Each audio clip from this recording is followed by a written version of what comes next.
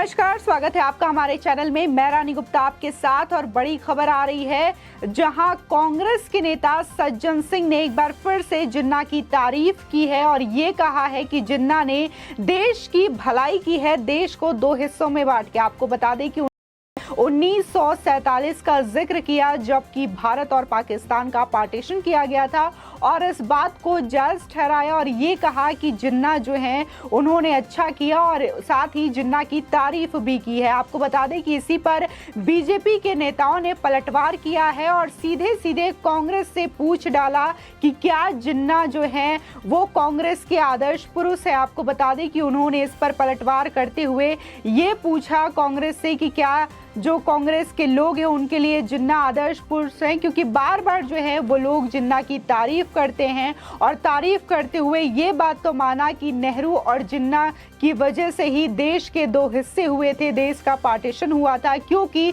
दोनों को ही अपनी अपनी राजनीतिक महत्वाकांक्षाओं को पूर्ण करना था। इसी के साथ ही दूसरी बड़ी खबर आ रही है कर्नाटका से। कर्नाटका के मंत्री ईश्वरप्पा ने कहा कि वो वक्त दूर नहीं जब भगवा जो है वो देश का राष्ट्रीय ध्वज होगा और एक दिन लाल किले पर यही ध्वज फहराया जाएगा। आपको बता दें कि साथ ही उन्होंने कहा कि आरएसएस इस ध्वज की पूजा करते हैं और साथ ही ये बलिदान का प्रतीक है। आपको बता दें कि हालांकि 3 महीने पहले उन्होंने इसी तरीके की बयानबाजी की थी जिस पर कि विवाद खड़ा हो गया था और एक बार फिर से ईश्वरप्पा ने इस तरीके का बयान दिया है। आपको बता दें कि मध्य प्रदेश में कांग्रेस नेता सज्जन वर्मा अपने विवादित बयानों की वजह से हमेशा सुर्खियों में रहते हैं। फिलहाल सज्जन सिंह पर मोहम्मद अली जिन्ना का बुखार सवार है। शायद यही वजह है कि वो जिन्ना की तारीफ करते हुए नहीं थक रहे हैं। इस बार उन्होंने 1947 में आजादी मिलने के बाद हुए देश के बंटवारे को लेकर के जिक्र किया और कहा कि जिन्ना और नेहरू ने भारत का बंटवारा कर पूरे देश का भला किया है। आपको बता दें कि सज्जन वर्मा ने कहा कि जिन्ना और नेहरू को धन्यवाद देना चाहिए कि उन्होंने अपनी अक्ल से देश के 2 टुकड़े करवा दिए। आपको बता दें कि मालवा में कांग्रेसी कार्यकर्ताओं की बैठक में शामिल होने पहुंचे सज्जन वर्मा ने आरएसएस और बीजेपी पर निशाना साधते हुए ये बातें कही, लेकिन अब शायद जो है जिस तरीके से उन्होंने जिन्ना की तारीफ की है और देश के पार्टीशन को सही बताया है, तो अब इस पर विवाद और सियासत गर्म होती हुई दिखाई दे रही है। आपको बता दें कि सज्जन वर्मा ने आगे ये भी कहा कि भाजपा और आरएसएस हिंदू मुसलमान का खेल खेल रही है। कांग्रेस ने जो विकास किया उसे बीजेपी बेच रही है। साथ ही कांग्रेस नेता ने कहा कि आरएसएस प्रमुख मोहन भागवत अखंड भारत की बात करते हैं, लेकिन अगर पड़ोसी देशों के मुसलमान भारत में आ गए तो और लोगों को रहने की जगह नहीं मिलेगी। आपको बता दें कि सज्जन वर्मा ने कहा कि अखंड भारत का मतलब पाकिस्तान, इंडोनेशिया, बांग्लादेश, श्रीलंका को एक करना। ऐसे में बांग्लादेश, पाकिस्तान, इंडोनेशिया के मुसलमान अगर भारत में आ गए तो मोदी जी, भागवत जी, आपको खड़े रहने की जगह नहीं मिलेगी। इसी के साथ ही सज्जन वर्मा ने जिन्ना वाले बयान पर राजनीति गरमा गई है। बीजेपी विधायक रामेश्वर शर्मा ने कहा कि कांग्रेस जिन्ना प्रेमी हो गए हैं। कांग्रेस ने देश के विभाजन को स्वीकार कर लिया है। साथ ही रामेश्वर शर्मा ने सीधे सीधे सवाल कर डाला कांग्रेस से कि जिन्ना कांग्रेस का आदर्श पुरुष है। साथ ही उन्होंने कहा कि अगर आप जिन्ना को आदर्श पुरुष मानते हैं तो फिर अगर हम भगत सिंह की बात करें या फिर जिस तरीके से जो भी शहीद हुए, जो भी स्वतंत्रता सेनानी हुए, उनके बारे में क्या कहेंगे। साथ ही उन्होंने इस बात का जिक्र किया जब देश आज़ाद हो गया था और महात्मा गांधी ने ये कहा था, ये वाक्य था उस समय का कि उन्होंने बोला था कि देश की आज़ादी के मकसद से कांग्रेस पार्टी का गठन किया गया है, लेकिन अब जब देश की आज़ादी हो गई है तो कांग्रेस पार्टी को खत्म कर देना चाहिए। लेकिन इसके बावजूद न तो नेहरू ने उनकी बात सुनी, ना ही जिन्ना ने बात सुनी और दोनों को अपने अपने स्तर पर प्रधानमंत्री बनना था और दोनों की ये जिद थी, जिसके बाद जो है महात्मा गांधी ने इस पर हामी भर दी और देश का बंटवारा देखने को मिला जिसमें कि तमाम कत्लेआम हुए।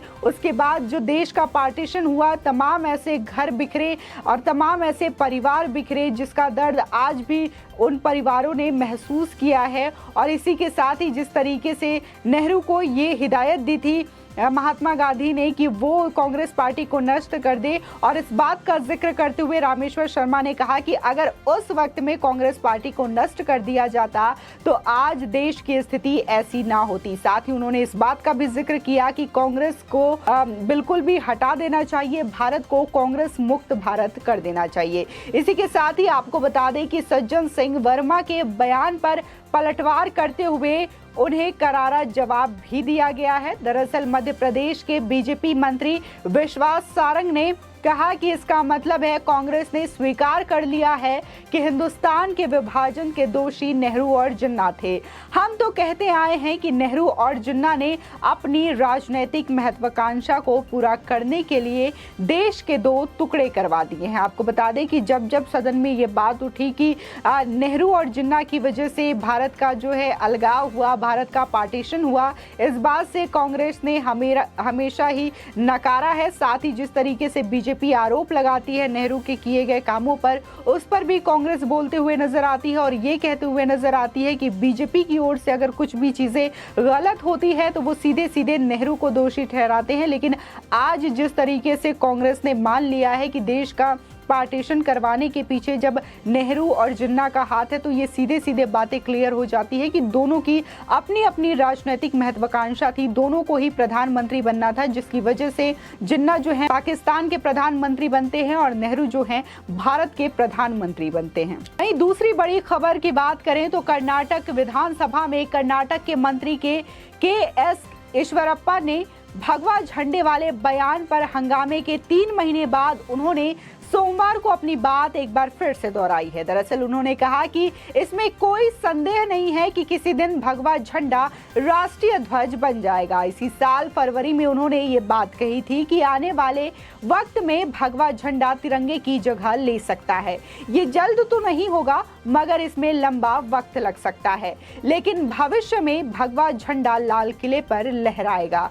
आपको बता दें कि कर्नाटक की भारतीय जनता पार्टी में ग्रामीण विकास और पंचायत राज मंत्री रह चुके एस ईश्वरप्पा ने फिर से अपनी बात को दोहराते हुए कहा कि भगवा के प्रति सम्मान न तो कल से शुरू हुई है और न ही आज, हजारों साल से इसका सम्मान किया जाता रहा है। भगवा झंडा त्याग की निशानी है। आरएसएस का झंडा किसी दिन राष्ट्रीय ध्वज बनेगा, इसमें कोई शक नहीं है।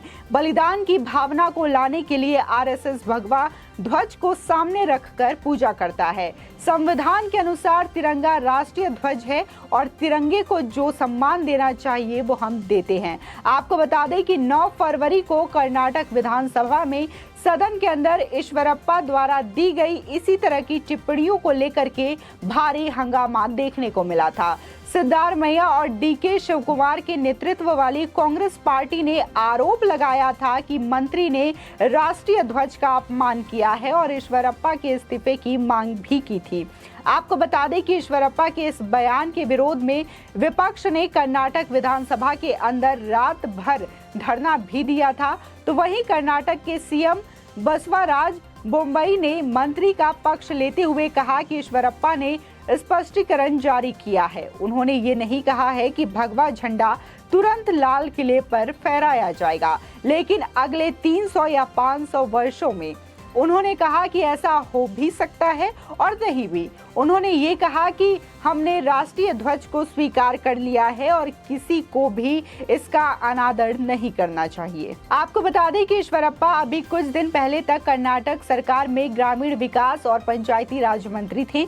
उन्हें एक ठेकेदार की आत्महत्या मामले में इस्तीफा देना पड़ा था, लेकिन पिछले साल फरवरी में बेलगावी जिले में किए गए कार्यों के लिए भुगतान जारी करने के लिए 40% कमीशन के लिए मंत्री को परेशान करने के लिए एक ठेकेदार द्वारा अपना जीवन समाप्त करने के बाद ईश्वरप्पा को कैबिनेट से पद छोड़ने के लिए मजबूर किया गया था। जिस तरीके से कांग्रेस पार्टी की जो विचारधारा रही है, तुष्टीकरण की राजनीति रही है, और जहां दिग्विजय सिंह से लेकर के इस तरीके से एक बार फिर से सज्जन वर्मा जो हैं जिन्ना की तारीफ करते हुए नजर आते हैं, तो ये कांग्रेसियों की विचारधारा को कहीं ना कहीं जाहिर करने की कोशिश करता है कि जो वो जिन्ना की तारीफ हर समय करते हुए नजर आते हैं। इसी के साथ ही जिस तरीके से पाकिस्तान का बंटवारा हुआ, हिंदुस्तान जो कि अखंड भारत हुआ करता था किसी समय में, बांग्लादेश से लेकर के पाकिस्तान अफगानिस्तान तक जो बॉर्डर था उसको लेकर के जो एक परिकल्पना की जा रही है कि कभी ये जो भारत है वो अखंड भारत के रूप में एक बार फिर से उभरेगा, तो इसको भी कांग्रेस जो है वो गलत बताते हुए नजर आ रही है। इसी के साथ ही जिस तरीके से उन्होंने कहा कि अगर वहां के मुसलमान यहाँ पे आ जाते हैं तो शायद इस देश वालों को परेशान होना पड़ेगा, लेकिन अगर उनको ये बात शायद वो भूल गए हैं कि पाकिस्तान अगर या फिर बांग्लादेश या फिर श्रीलंका अगर अखंड भारत होता है तो वो जो नागरिक है वहीं पर मौजूद रहेंगे, ना कि भारत में आकर के शरण लेंगे या फिर रहने को मजबूर होंगे। आपकी इस खबर पर क्या राय है हमारे कमेंट सेक्शन में ज़रूर बताएं। आगे की और भी अपडेट के लिए चैनल को सब्सक्राइब करना ना भूलें।